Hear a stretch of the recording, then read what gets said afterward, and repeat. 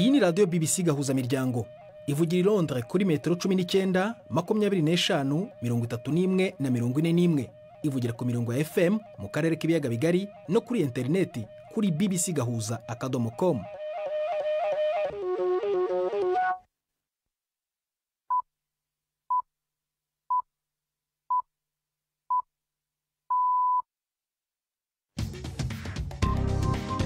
Ubu ni saa 10 n'igice ku isaha mpuzamahanga ya GMT, ni saa 12 n'igice ku masaha yo mu Rwanda no mu Burundi. Muri studio muri kumwe na Prudence Ngiyumva. Wiriwe hoteza amatwi BBC gahuza miryango aho hose ku isi, kaze kuri radio kuri bbcgahuza.com, kuri Facebook live mu buryo bw'amashusho no ku mirongo migufi ya shortwave. Turi ingingo z'ingenzi z'amakuru turambura mu kanya kuri uyu wa gatanu tariki ya 31 z'ukwa 10. Abahagarara ibihugu byabo muri Tanzania babwiye BBC ko hari ibimenyetso byizewe ko abantu bagera kuri 500 bamaze kwicirwa mu myigaragambyo yateye ubushyamirane nyuma y'amatora atavugwaho rumwe. Perezida w'Ubufaransa Emmanuel Macron yatangaje inkunga y'ubutabazi y'agaciro karenga miliyari n'igice igenewe abari mu kaga mu burasirazuba bwa Repubulika ya Demokarasi ya Kongo. Mu Burundi, ikibazo cy'isuku nke mu mujyi wa Bujumbura cyatumye ubutegetsi bufata icyemezo gikarishye kirimo n'amande ashobora kugera ku 200,000 by'amarundi ku batera umwanda mu mihanda. Hari navugwa mu mikino nk'uko bisanzwe buri wa gatanu.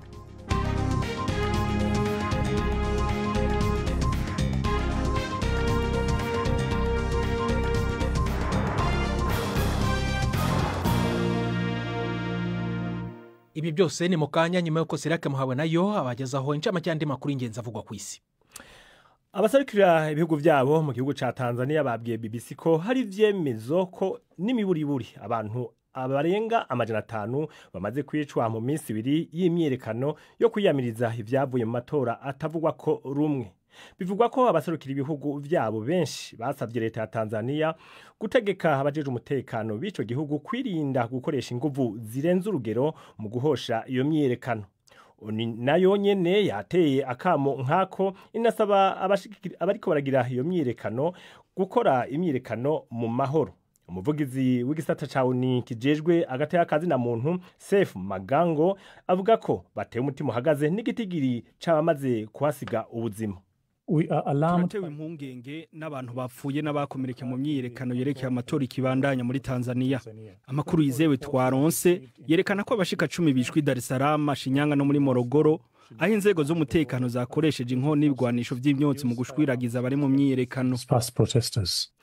Igisata ca Amerika kijejwe ingwara z'abana kivuga ko kidahanura gukoresha umuti wa Leucovorin ku bana bafise autism. Kivuga ko atavyemezo bihari ku karusho kari muri iyo vitamine B9, rero hakaba hatoba ugucigikira ko ukoreshwa hose. Iryo tangazo rije nyuma yaho igitigiri c'umurengera c'abavyeyi batanguriye kuwurondera bivuye ku bategetsi mu vy'amagara y'abantu bamenyekanishije uwo muti mu kiganiro n'abamenyesha makuru mu ndwi heze ku kirimba c'umukuru w'igihugu wa Amerika. Umunyamategeko wo mu rwego rwo hejuru mu gisirikare ca Israeli yemeye ikurwa mu mabanga yiwe inyuma yo kwemanga ko yashize ahabona video yerekana ihohoterwa rifatiye ku gitsina rikorwa n'abasirikare ba Israeli ku mbohe z'abanyepalestine. Mwikete ryo gutanga imihoho, General Ifat Tomer Yerushalmi yavuze ko we nabo bakorana batewe ubwoba bazira guhagaririra amategeko. Iyo video yerekana abasirikare bo mwibohero rya Teiman bazungurutse umunyororo banyegeje amasura yabo inyuma y'inkinzo zikoreshwa mu gihe c'intureka bariko baramufata ku nguvu. General Tomer Yerushalmi avuga ko uko avyumva ari uko hari ingingo zidategerezwa gufatirwa umunyororo nubwo yoba ari ruhebwa. Iyi ni BBC. Oni ivuga ko abantu barenga ibihumbi 60 bahunze igisagara ca El Fasher cyo muri Sudani cafashwe n'abagwanyi ba RSF mu mpera y'indwi heze. Hari inkuru zivuga ko habaye ubwicanyi bw'ikivunga hamwe n'ubukorwa ku kiremwa muntu igihe abagwanyi ba RSF birara muri ico gisagara nyuma y'amezi 18 cugarijwe. Inkuru ya Albarasan Edradian mwumva mwijwi rya Prime Ndikumagenge. umuvugizi w'ishiramwe HCR rirabimpunzi ku isi Eugene Bune yabwiye BBC ko uruja n'uruza rw'abantu bava mu gisagara ca El Fasher rwiyongereye cyane muri iyi minsi mike iheze kandi ko abahunga bavuga yuko babonye amahano y'ubwicanyi buteye ubwoba n'ayandi mabi arimo gusambanya ku nguvu. Avuga ko iryo shirahamwe ririko riragerageza kuronderera uburaro bukwiye n'imfungurwa abasivile barondera ubuhungiro mu gisagara ca Tawila no mu micungararo yacu. Uyu mutegetsi wo muri ONU avuga yuko buri mwana wese ageramiwe no gufungura nabi. Bivugwa ko abantu barenga ibihumbi 150 babuze ingene bava mu gisagara ca El Fasher, umugwa mukuru wa Darfur yo mu buraruko. Umukuru w'abagendera ku murongo hagati muri Hollande Rob Jetten avuga ko yatahukanye intsinzi mu matora rusange yabaye kuri wa gatatu, avuga ko vyerekana ko byari bishoboka gutsinda imigambwe ivuga ivyo abanyagihugu bashaka kumva mu gutanga ubutumwa bwiza. Ivyo umugabo w'imyaka 38 yabivuze inyuma yaho ibiharuro vya nyuma vy'uwo bahanganye hatsimbaraye ku vyimviro vya kera Geert Wilders ananiriwe kumwegereza mu majwi. Iyo migambwe ibiri yagenda ibangabanganywe kuri uyu wa kane. Jetten yavuga ko ubu akazi afise ari ako gushiraho leta ishikamye kandi ifise vyinshi yifuza kurangura. Umukuru w'igisata ca ONU kijejwe agateka kazi na muntu yateye ivyatsi bitero vy'igisirikare ca Amerika ku mato bivugwa ko atwaye ibiyaruramutwe mu mazi ya Caraïbe na Pacifique. Volker Turk avuga ko ivyo bitero biteye kubiri n'amategeko mpuzamakungu kandi bishobora kwitwa ubwicanyi ndengerabutungane. Abantu barenga 60 nibo bamaze kwicwa kuva mu ntango z'ukwezi kw'icenda. Turk avuga ko Amerika itegerezwa guhagarika ico gikorwa ubu nyene hanyuma ikora amatohoza ataho yegamiye. President Trump avuga ko ivyo bitero bikenewe mu ntumbero yo guhagarika ibiyaruramutwe bibandanya kwinjira muri Amerika. Abanebagura uwo mugambi wiwe bavuga ko utumbereye guhindura ubutegetsi muri Venezuela. Prida. Urakoze Siriaka muhawe nayo kuri amakuru ya BBC.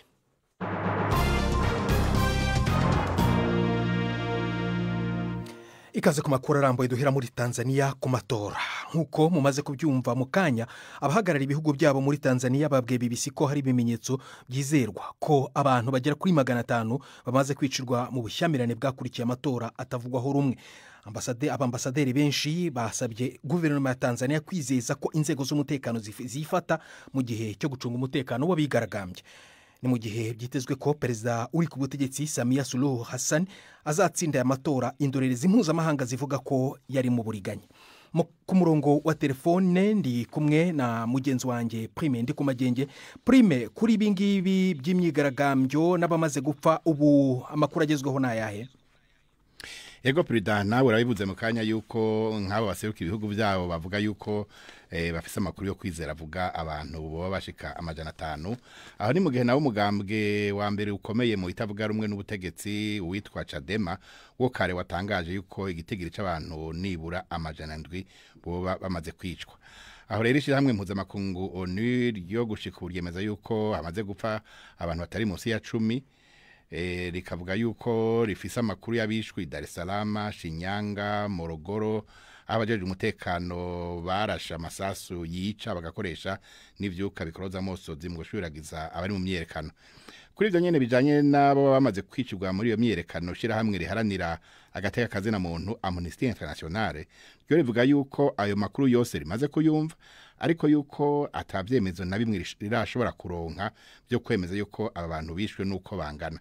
Roland Ebole wo muri iryo shirahamwe yabwiye BBC ko bigoye kuronka amakuru y'abapfuye canke abakomeretse kuko inzego za leta zirungika abantu mu bitaro kubuza yuko hari inkuru nimwe bitanga. Akongera ko rero yuko hari ingorane zo guhanahana amakuru kubera imirongo ya internet gushika n'ubu idakora. Abantu 500 Prime n'abantu benshi. None hari ikintu abategetsi muri Tanzania bari babivugaho? Uyu munsi umushikiranganje ajejwe imigenderanire aho muri Tanzania yatanze ikiganiro arahakana yuko ata nguvu z'umurengera zigeze zikoreshwa. Aho rero hari mu kiganiro na Al Jazeera aho Mahmoud Thabit Kombo yahakanye yuko atabantu 700 bishwe kuko ngo wewe nta arababona. Akavuga ko gushika ubu atagitigiri c'abantu bishwe kihari. Kuvyerekeye guca internet yemeye yuko bayiciye kucavuga yuko zari imvo z'umutekano w'igihugu kandi ko ngo igiye gusubira gukora vuba. None muri iyi myigaragambyo abo bantu nyine bapiriyemo ubu yongeye kuba yahagaze bimeze gute? Uno munsi imyerekano yabandanije mu bisagara bitari bike aha muri Tanzania, ariko rero ntiyari ihambaye cyane nko mu minsi ibiri yari iheze. Gusa mu bisagara rero usanga imangazini zugaye, ataruja n'uruza rwinshi rw'abantu ruhari, kuryo mbere hari n'abafise umwitwarariko yuko nk'ibyo kurya biva hanze byinjira mu bisagara bishobora gukena, hamwe uruja n'uruza rutosubira kuba nk'uko gwahora mu minsi ya vuba. Twebise ko iyo myigaragambyo yasembuwe n'ibyavuye mu matora atavugwaho rumwe, ibyayavuyemo byo bigeze hehe ubu ngubu? Mu mazinga ya Zanzibar hoho byamaze kumenyekana neza. Uwarahasanzwe ari umukuru w'ayo mazinga Hussein Ali Mwinyi yatahukanye intsinzi ku majwi arenga 78%, ariko umugambwe utavuga rumwe n'ubutegetsi ACT Wazalendo ivyo ntiwavyemeye. Ahandi muri Tanzania igikorwa cyo kwegeranya no guharura amajwi kiracabandanya. Umugujejwe amatora kabufise gushika ku misi 7 kugira utangaze ivyavuyemwo. Gusa gushika ubu ku biharuro bija biramenyekana uko bigiye biraboneka, umukuru w'igihugu hasanzwe Suluhu Hassan niwe ari imbere. Urakoze Prime ndiko Magenge, umunyamakuru wa BBC uri gukurikirana iyo nkuru ari i Nairobi.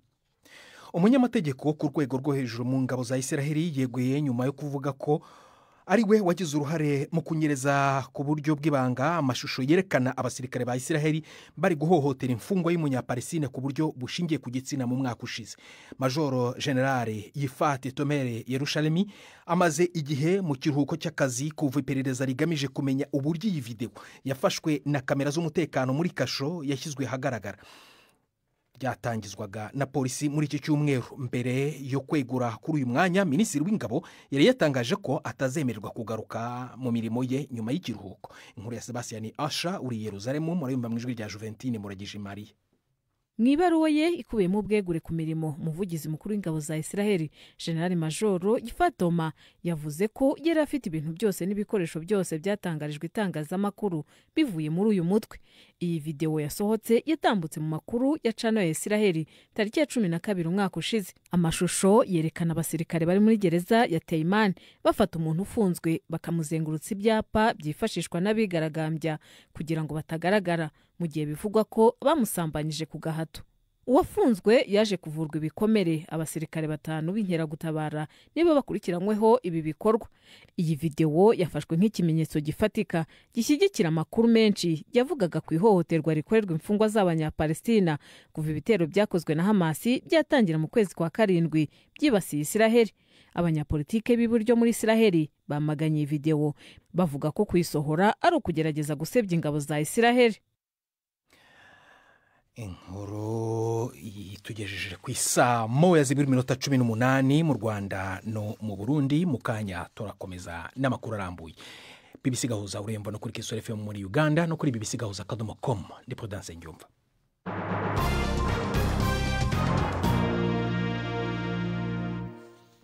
Perezida w'Ubufaransa Emmanuel Macron yatangaje inkunga y'ubutabazi y'agaciro karenga miliyari n'igice y'amayero igenewe abari mu kaga mu burasirazuba bwa Repubulika ya Demokarasi ya Kongo. Ibi Macron yabivugiye i Paris mu nama yahuje abategetsi bo mu bihugu bya Repubulika ya Demokarasi ya Kongo, Uburundi n'u Rwanda yatangiye ejo hashize ku wa 4. Muri iki cyemezo kandi byitezwe ko ikibuga cy'indege cya Goma kizafungurwa kugira ngo indege zitwaye iyo mfashanyo zibone inzira yo kuzinyuzaho. Kuva mu ntangiriro z'uyu mwaka iki kibuga kiri mu maboko y'abarwanyi ba M23 baragenzura bimwe mu bindi bice by'intara za Kivu ya ruguru n'Yepfo. Inkuru ya Anne Marine we mwiza uri Nairobi. Ibyo gufungura ikibuga cy'indege cya Goma, Perezida w'Ubufaransa yabivuze nyuma y'inama yabereye i Paris yibanda ku mahoro no kubaho neza mu karere k'ibiyaga bigari. Emmanuel Macron yavuze ko iki kibuga kigomba gufungurwa mu minsi mike hagamijwe ko gikoreshwa n'indege z'ubutabazi zikeneye kugera ku bafashwe bugwate n'intambara. Nyuma yo gutangaza ibyo, hakomeje kumvikana kutavuga rumwe kuri ubu busabe bwatangajwe nk'icyemezo cyamaze gufatwa.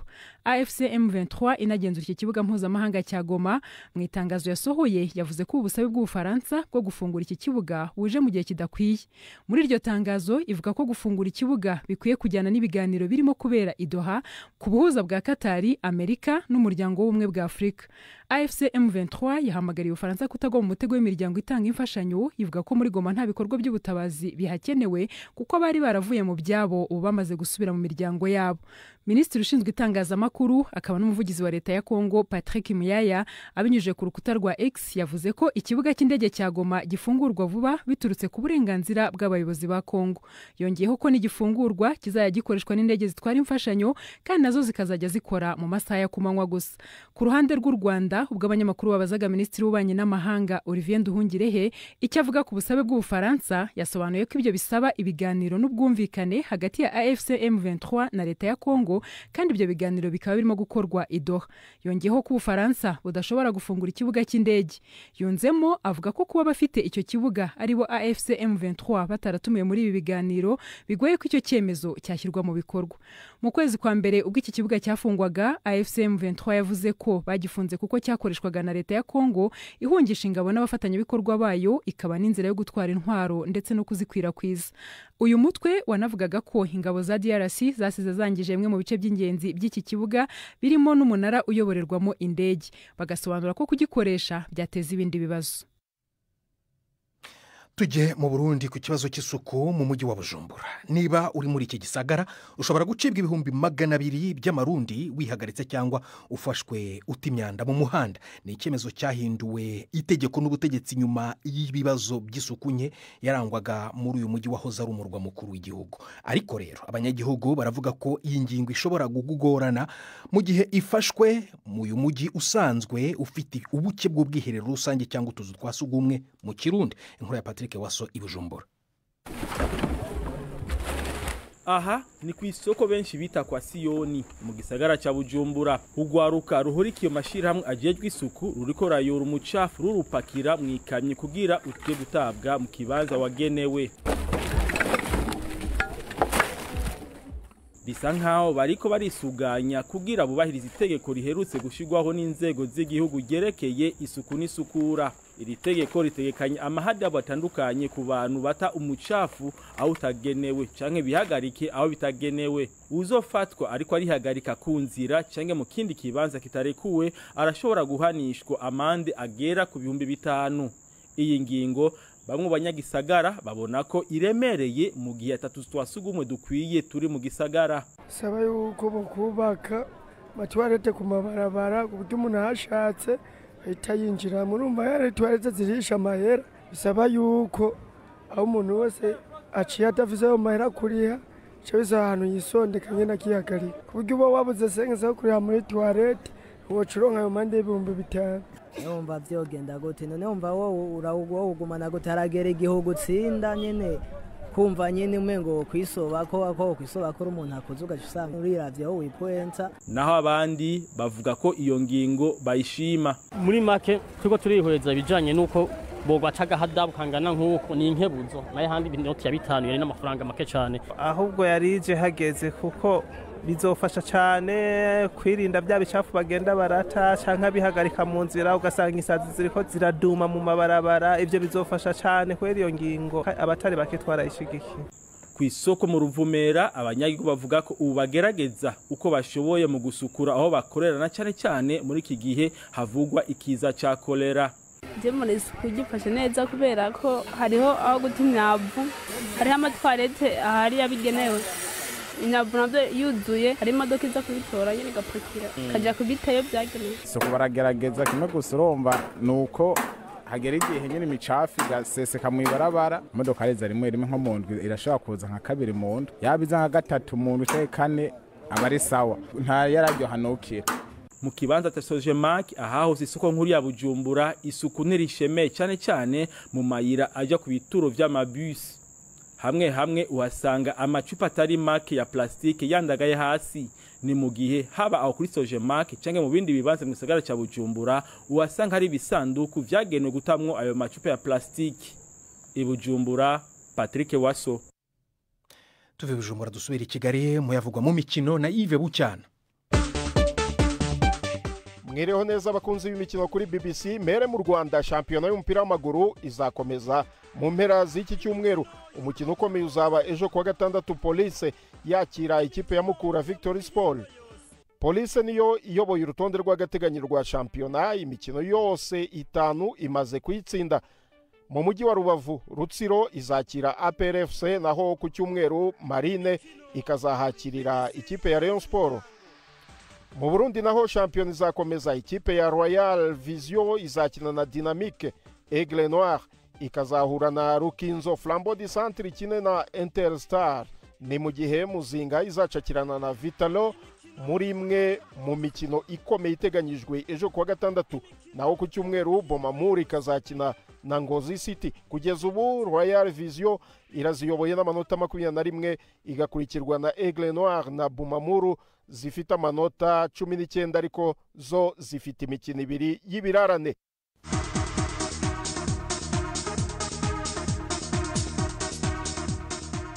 President, reka tujye mu Bwongereza muri shampiyona ya English Premier League.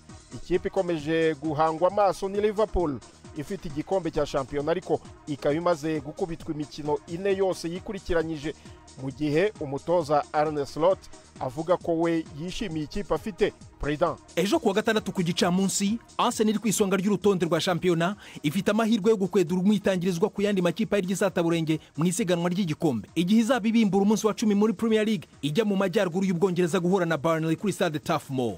The Gunners zatangira ukwezi kwa 11 nyuma yo gukina imikino 6 mu marushanwa atandukanye mu kwezi kwa 10 ikayitsinda yose itinjijwe igitego na kimwe. Ariko rero umutoza Mikel Arteta yemeje ko atazaba ari kumwe na Gabriel Martinelli mu gihe bidasobanutse niba myugariro William Saliba azaboneka muri uyu mukino. Manchester United imaze gutsinda imikino 3 yikurikiranya ku nshuro ya mbere mu gihe kirenze umwaka, izasura Nottingham Forest y'umutoza mushya Sean Dyche. Mu mikino 3 amakipe aheruka guhuramo Forest yayitsinze yose, ariko ntiratsinda n'umusubizo kuva mu 1999. Tottenham izakira Chelsea yayigiriyeho uburimiro kuko Spurs ifite intsinzi imwe rukumbi mu nshuro 13 yakinnye na Blues muri Premier League. Liverpool izasoza imikino yo kuwa gatandatu icakirana na Aston Villa, nubwo ikipe ya Unai Emery itahiriwe n'ingendo kuri Stade Anfield kuko mu mikino 15 Villa yakinnye nayo yanyagiwe 11, intsinzi y'imboneka rimwe yahaboneye izaguma mu mateka.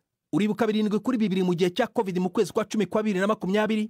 Ku cyumweru Manchester City zahura na Bournemouth ya kabiri ku rutonde, nyuma yuko West Ham iri mu maji yo kumanuka mu cyiciro cya kabiri izahura na Newcastle itaratsindira hanze y'ikibuga cyaho St James's Park mu mikino 7 yose imaze gukina muri Premier League. Urakoze cyane President. Ngaruke muri Afrika, umurwa mukuru wa Maroc Rabat uzakira imikino y'amajonjora y'amahirwe ya nyuma yo gushaka itike y'igikombe cy'isi ku makipe ya Afrika 4 arimo Cameroon na Repubulika ya Demokarasi ya Congo, Gabon na Nigeria. Muri kimwe cya kabiri Cameroon izakina na Repubulika ya Demokarasi ya Congo, naho Gabon ihure na Nigeria. Imikino iteganyijwe kuzakinwa tariki ya 13 z'ukwezi kwa 11. Ayo niyo y'imikino nari nabateguriye. Gendi Yves Bucyana. Imikino y'ubwoko bwose, imikino yo mu mihingo yose. Urakoze Yves Bucyana. Tugume Kigali mu kiganiro cyabaza muganga mugezweho na Yvette Kabatesi, n'ikiganiro tubasubiriramo.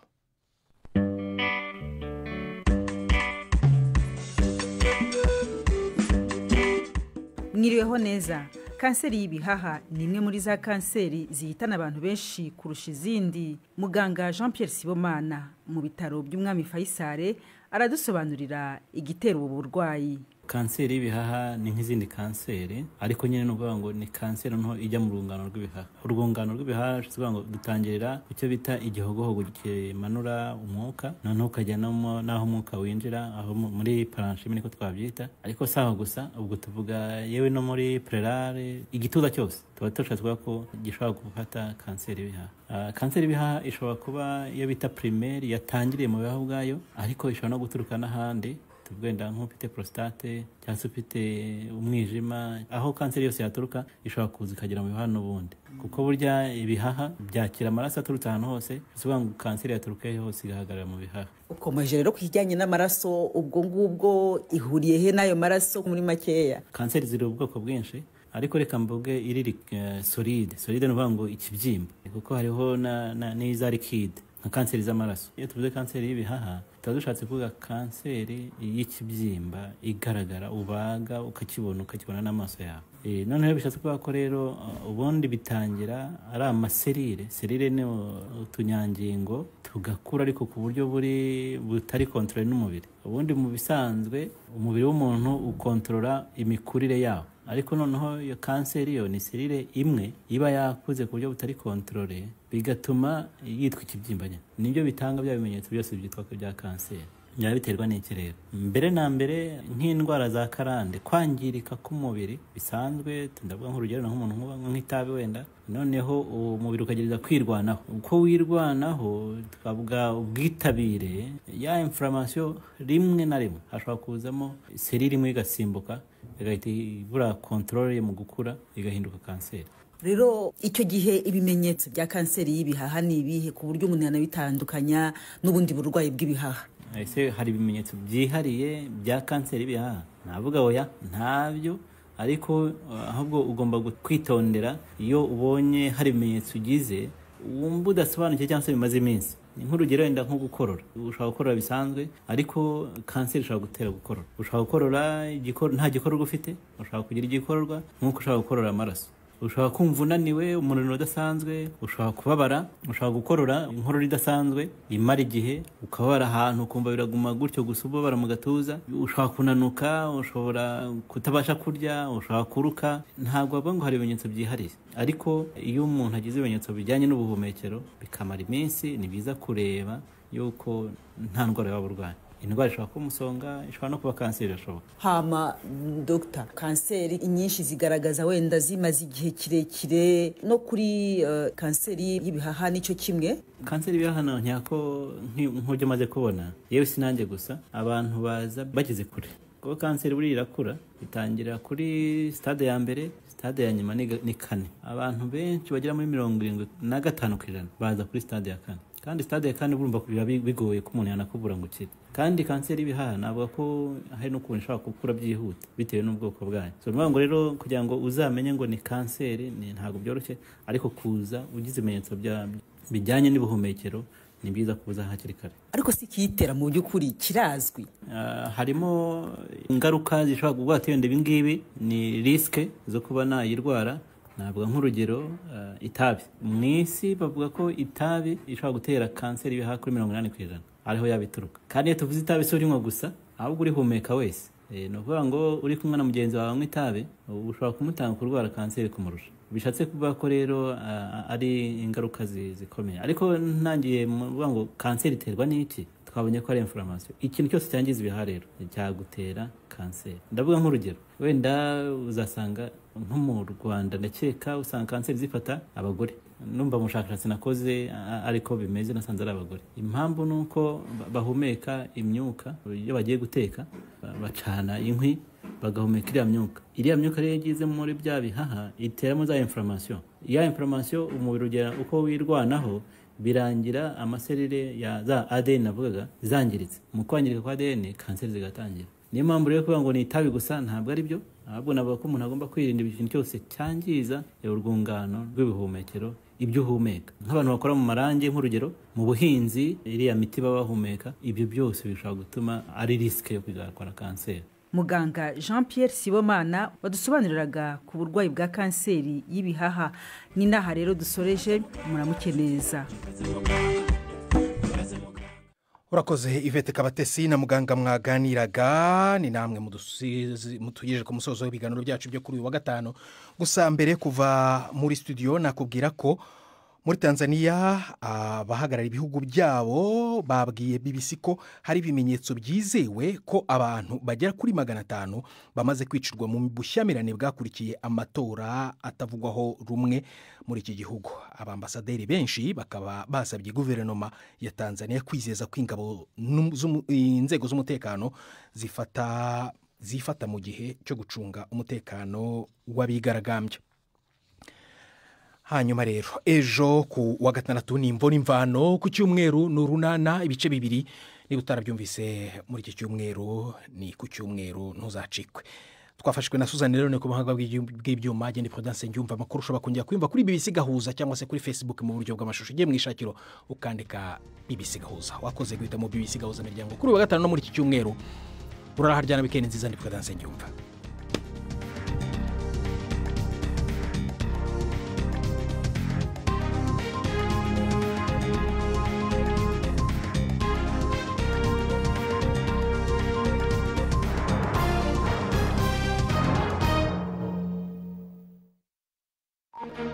Thank you.